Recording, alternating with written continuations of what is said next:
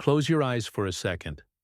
Imagine a small backyard at dusk, the kind where the last rays of sunlight spill over a rickety wooden fence, turning every plank silver.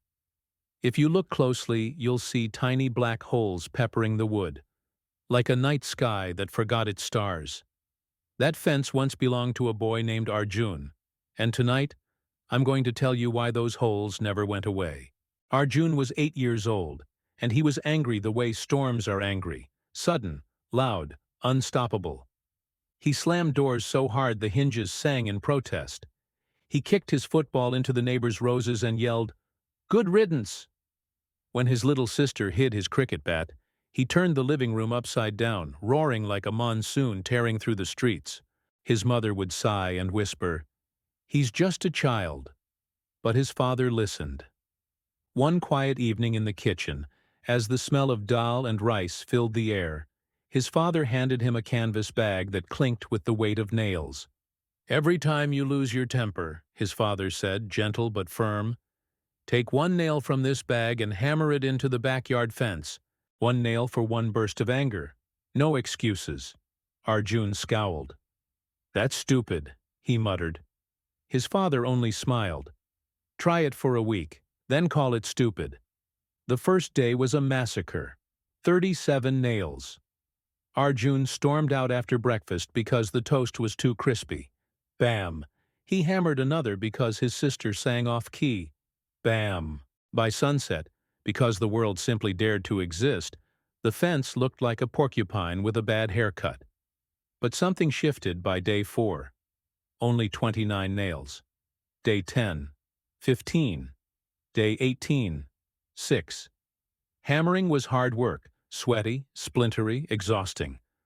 Holding his tongue, though, it was strangely easier. Arjun started counting to 10 under his breath. He breathed through his nose the way his cricket coach taught him. Once, when his sister cried because she scraped her knee, he even hugged her. The nails in the bag grew fewer, and the fence began to breathe again. Then came the day he'd been waiting for. He ran to his father, eyes shining like the morning sun. "Baba, 0 nails today." His father's face broke into a proud, serious smile. "Good," he said. "Now the second part. Every day you keep the anger inside. Pull 1 nail out." Weeks blurred into sunrises and sunsets. Arjun became a nail archaeologist, prying, twisting, yanking each one free. Splinters dug under his fingernails, sweat stung his eyes, but every tink of metal hitting the ground felt like erasing a mistake. Finally, one golden evening, he stood before the fence with an empty bag. "All gone, Baba," he whispered. His father took him by the hand and led him to the fence at twilight. Crickets chirped softly as the sky turned indigo. Kneeling, his father ran a finger over the scarred wood. "Look closer, Beta," he said. The holes were still there. Dozens of tiny black wounds, some with splintered edges that caught the last of the light.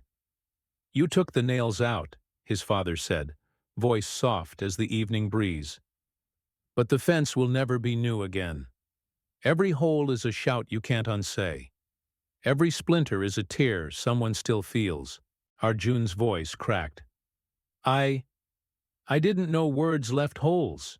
His father looked at him, eyes deep with love and truth. "Words are nails, Arjun. You can pull them back, say sorry, hug it out. But the mark stays. Sometimes for minutes, sometimes for lifetimes." Arjun never hammered another nail.